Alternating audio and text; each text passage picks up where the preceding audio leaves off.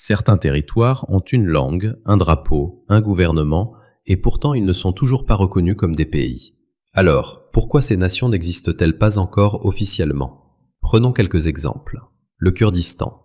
Un peuple de plus de 30 millions d'habitants, répartis entre l'Irak, la Syrie, la Turquie et l'Iran. Ils ont leur langue, leur culture, leur armée, et même un gouvernement régional autonome. Mais leur rêve d'un État indépendant se heurte à une réalité géopolitique complexe. Aucun de ces pays n'est prêt à céder une partie de son territoire. Le Somaliland. Dans la Corne de l'Afrique, cette région s'est séparée de la Somalie depuis les années 1990. Elle possède tout ce qui fait un pays. Une constitution, une monnaie, un président élu démocratiquement. Et pourtant, aucune reconnaissance officielle.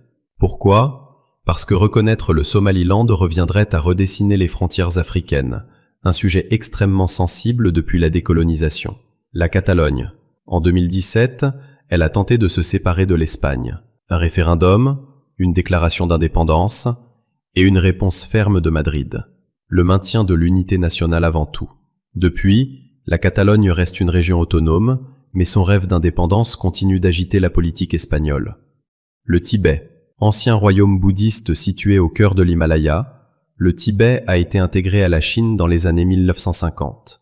Il possède une identité culturelle et religieuse forte, mais toute revendication d'indépendance est strictement interdite par Pékin.